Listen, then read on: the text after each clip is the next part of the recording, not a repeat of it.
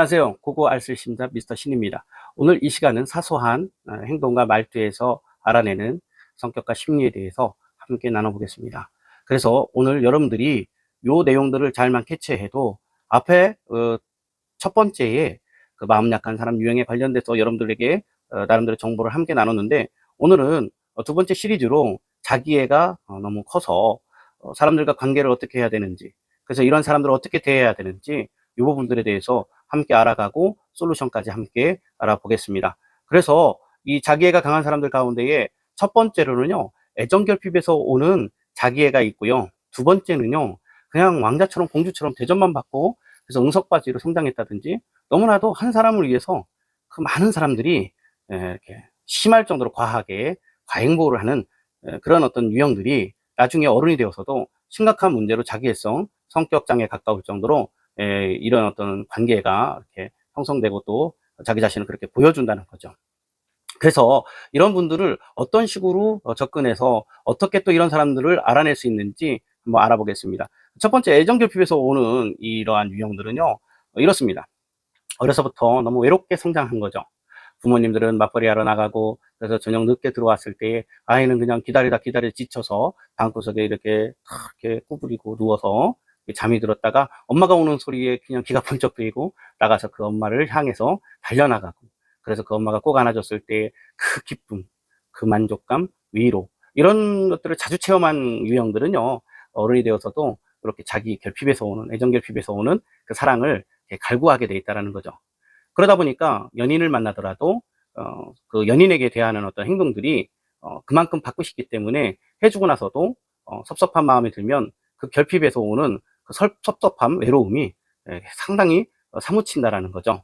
그러다 보니까 상대가 알아서 그걸 해주지 않는다 생각하면 불만이 이제 상당히 이제 커지는 것이고, 그러다 보면 좋지 않은 행동으로도 번질 수 있다라는 거죠. 자, 두 번째 이제 말씀드렸던 것처럼 자기애성 중에서 너무나도 과하게 과잉보호를 받았다든지, 또는 소왕자, 소공주처럼 이렇게 대접을 받고 자기중심적으로 살았던 사람들, 이런 사람들은 나중 되었을 때에 공주병이라든지 왕자병에 걸려 있는 사람들이라고 이야기를 하듯이 자기 도취에 빠져 산다는 것이죠. 이렇게 자기 도취에 빠져 사는 사람들은 주변 사람들이 힘들어요. 무조건 칭찬만 해야 되고, 특히 또 자기 도취에 빠진 사람들은 그러죠. 자기 과시가 있고요, 허영심이 있고요, 사치스럽고요, 또 그것을 채우지 못했을 때에 상당한 불만을 표출하고요, 충동적인 면도 있고요, 그래서 절제하는 것도 약하고요. 그냥 두루두루 상당히 심각하죠.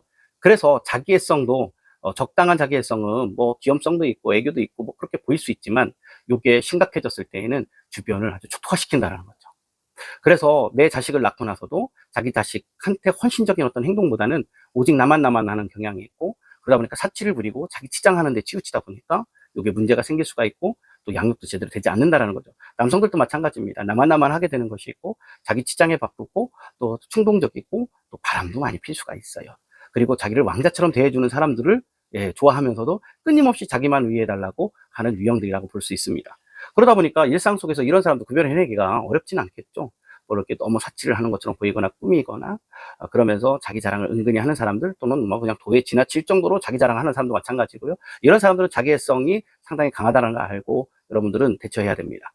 또 애정결핍에서 오는, 그러니까 외로움에서 채우지 못한 애정결핍은 끊임없는 마중물을 필요로 한다는 것이죠. 그래서 채워도 자꾸 채우고 싶은 거죠. 마중물이 뭘까요? 마중물은 펌프에서 물을 끌어올릴 때에 물을 한 바가지 정도를 넣어야 됩니다.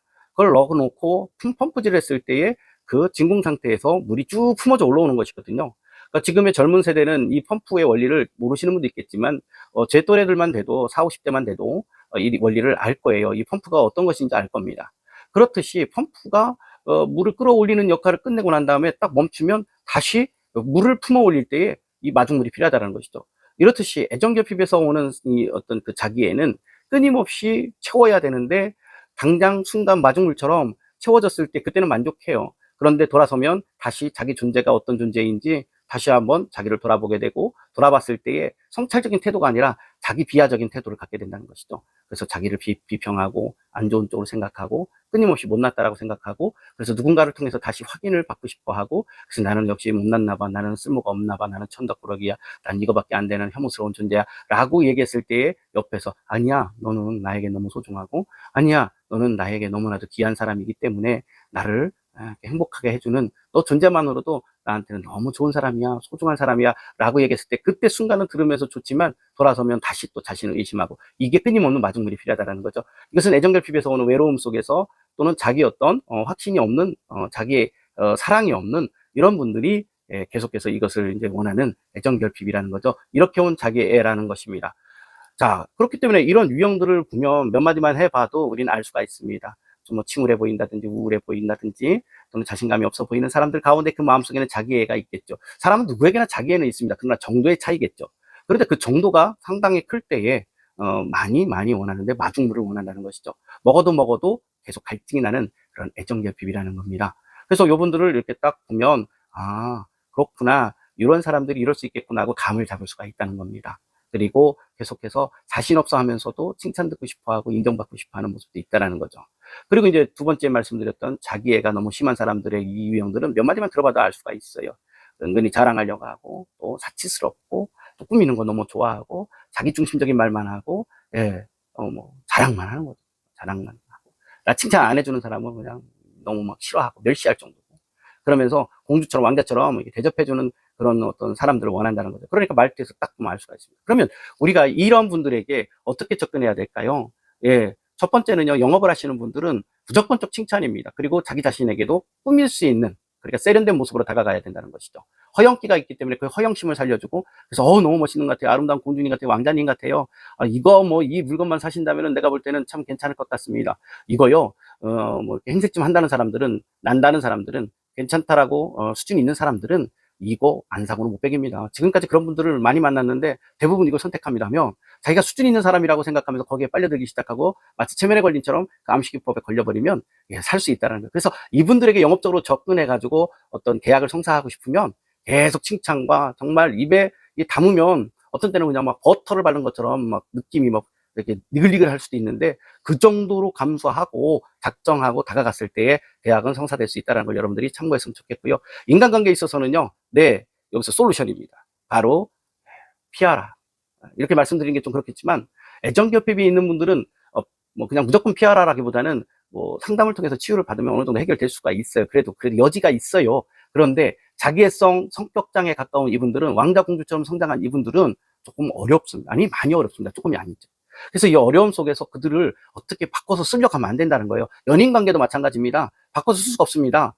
공주처럼 왕자처럼 모시고 살 생각이 있으면 계속해서 칭찬만 해주면서 만나면 되겠지만 그렇지 않다면 바로 당장 피하셔야 된다. 그래서 어떠한 어떤 상황 속에서도 이런 유형을 만나면 피하라. 두 번째 이제 솔루션은 뭐냐면 이분들은 앞에 말씀드렸던 것처럼 칭찬해야 되고요. 우글거림이 있고 막 이래도요. 이 수용적인 태도를 갖춰야 됩니다. 그래서 그냥 넉넉하게 받아들이면서 끊임없이 칭찬해줘야 돼요. 칭찬이요. 계속 칭찬. 버터 냄새가 날 정도로 칭찬을 하시면 됩니다.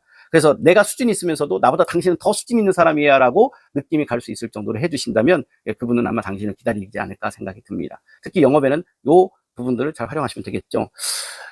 그리고 이제 세 번째는요, 애정결핍에서 오는 이 자기애는 앞에 말씀드린 것처럼 끊임없이 이 사랑과 자기 칭찬에 갈급해 합니다.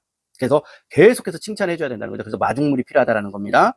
그래서 이 마중물을 이렇게 감당할 수 있다면, 그럼 내가 마음에 드는 연인이 이런 타입이라고 한다면, 계속해서 다가가서 칭찬해 주시고, 들어주고, 또 떠받들어 주고, 그 외로움을 채워주고, 또 와가지고 자기 시리에 빠져있으면 다시 한번 똑같은 일을 반복하면서 그렇게 진행된다면, 좋은 관계가 유지될 수 있겠죠.